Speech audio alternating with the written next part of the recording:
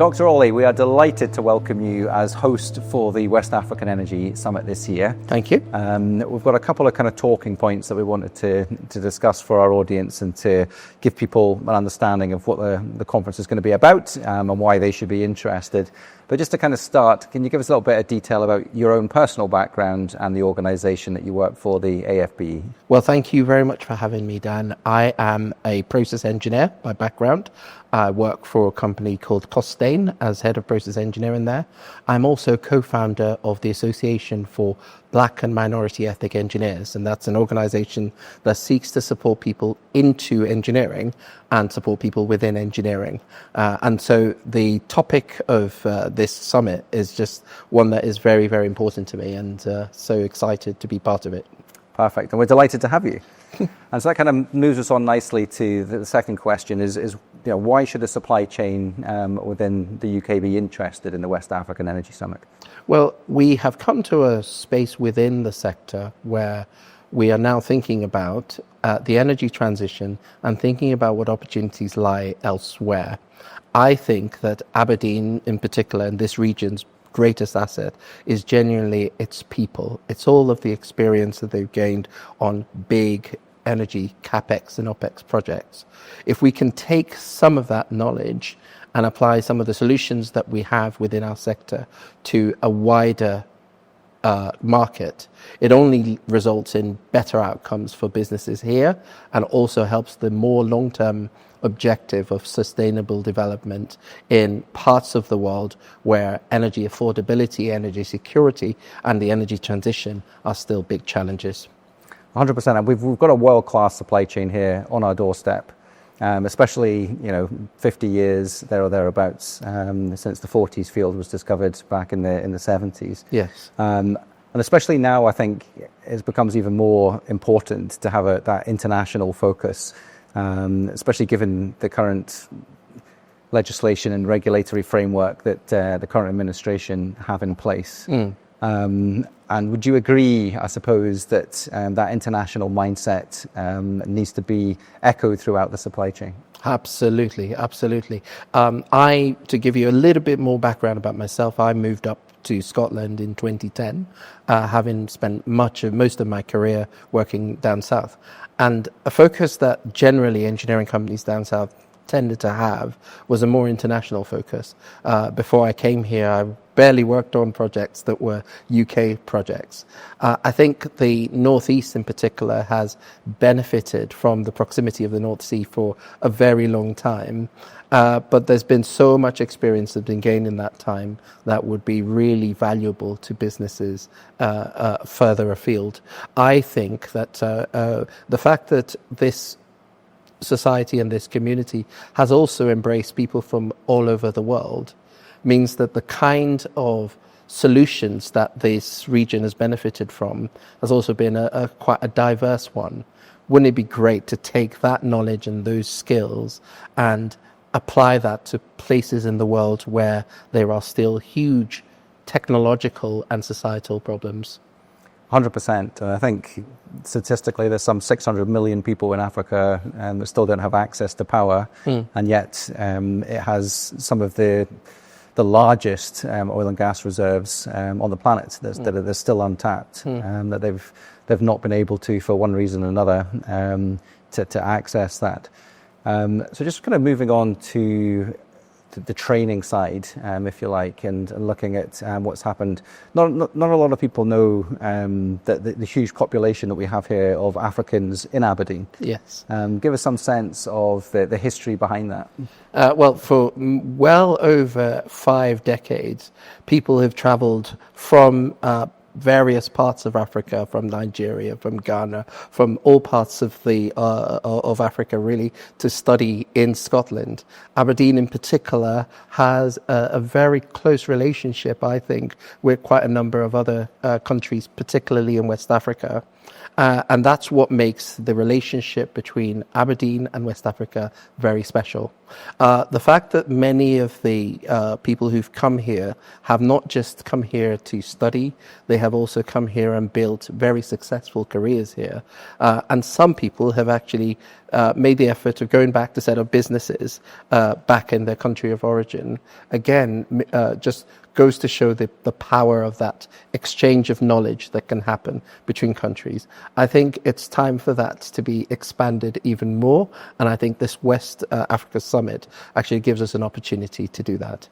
It certainly, I think, is very timely, especially given the current legislation. And some of that legislation has impacted those academic institutions. The University of Aberdeen and Robert Gordon's, as well as some of the other broader Scottish universities, are currently going through a restructuring. Yes. As part of the previous government's legislation at the time. Can you perhaps give us a little bit of colour on that and what the impact has been and what opportunity that provides? One of the things that I also do, in addition to the job that I do in industry, is I teach at one of the Scottish universities, University of Dundee. And so I've come very close to just the challenge that many of our universities are facing, some of which are just as a result of making one policy change here and not seeing the unintended consequences of it. And the truth is, the legislation on immigration and some of those efforts to curtail immigration have had a knock-on effect that the funding that many of our universities have relied on is now sort of dried up, and that's having a real impact on what the universities are able to offer and on the experiences of people who aspire to build careers here.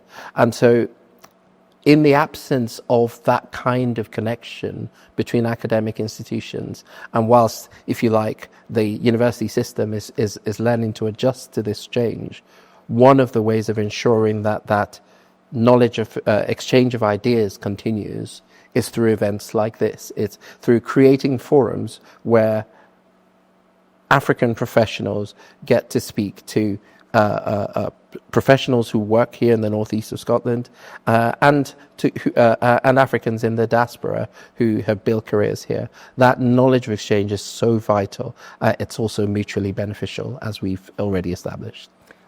And in addition to the policy on the visa side of things, they've also stopped a lot of the courses on the curriculums with regard to oil and gas in particular. So courses, MSCs that were provided on the E&P side for geologists and reservoir engineers, as well as mechanical engineers. And if you kind of overlay that with the indigenous local content and contracts that a lot of these regions across Africa impart on supply chains within the West, there's a disconnect, isn't there? Yeah. Because it means that, when we look at the kind of future talent pool across Africa, there's now a gap there.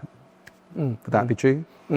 So I think that certainly there is an opportunity missed. And I would say that what happens is, if you close a door, if as a result of a change in policy, the opportunity for African students to come here, to study here, become restricted, what these people will do is find other avenues.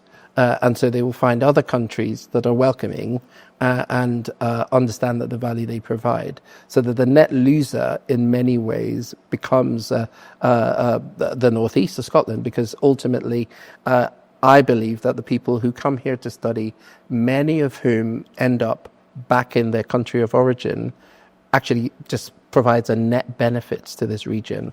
If that opportunity isn't there, what people do is they go elsewhere. Forums like the West Africa Summit is another way of saying, you are welcome here, your skills are welcome here, and that spirit of collaboration that has started decades ago in this area will continue, regardless of those changes in legislative frameworks that may make it easier or harder for people to travel. 100%, and it kind of underlines that disconnect between, and in a lot of the cases, this is true, between government's understanding and the reality of what's actually happening in the field operationally. And when we've been speaking to the supply chain who have been looking to invest in regions in Africa, because of the local content policies on these contracts, some of them have been dissuaded a little bit, because they think, well, we've been here before and the expertise isn't there locally. And with the best will in the world and the best of intentions, they're not going to plow in millions of pounds if they don't actually, for these contracts, if the local content competency levels aren't at the level that they expect, because it's going to delay projects. So there's an opportunity there for training companies, academic institutions to then work in partnership with some of these African regions to make sure that the skill set is there for future generations. Absolutely. The challenge is, we've still got a long way to go in learning how you best achieve the two aims of ensuring that free trade continues and the northeast of Scotland and other groups of people who want to offer services or training, skills and so on, are able to do so and benefit from it, that they don't have any difficulty, for example, getting paid for the services that they offer, whilst at the same time ensuring that there is sustainable development in those countries, which often means that you don't just rely so heavily on expats. You ensure that you train the local population so that they can carry on running the industries long after the trainer or the expats are gone. And I think that both the UK governments and West African governments have yet to come to what I'll call a happy medium to ensure that both aims can be achieved. And so much of the challenge that you've cited there, Dan, are just an example of that process of change that hopefully eventually brings us to a better place. I'll still come back to the fact that that's one of the great things, that providing forums for conversations where these issues can be articulated, can be better understood, can only be a good thing. So, perfect. And I suppose to go on to the final point is to kind of tie in with your own organisation. Yeah. It's one of the things that you obviously champion is diversity, yes. And in particular diversity of thought at leadership level. Yeah. What kind of lessons have been learned from your experiences within the energy sector, working with leaders across operators and supply chain organizations, that you think both factions can take into consideration to overcome some of the hurdles that they face? I think many of the lessons that we learned, which are actually most relevant to diversity of thought, are also lessons that we've learned from the process of trying to implement safety within the workplace in our industries. And the idea is, if you create an environment in which anyone, regardless of their background, regardless of their approach, regardless of their gender and so on, knows that they can share their views, make a contribution, and the only thing that matters is how well they work and perhaps how skillful or talented they are, you create an environment for greater innovation to happen, for the solutions we need in order to achieve this trilemma between energy security, energy transition, energy affordability. You create the environment for that kind of knowledge to be gained. And so the biggest lesson of diversity and inclusion is, and we learn this from history, is that every time we include, we're also able to innovate. Without it, all we end up doing is recirculating the same ideas, and that hinders our progress.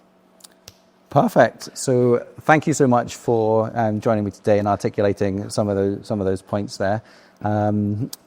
Hopefully, if you're sitting listening to this, wondering why you should come, we've answered some of those questions, and we very much look forward to welcoming you to the West African Energy Summit in Aberdeen this year. Thank you. Thank you, Ollie.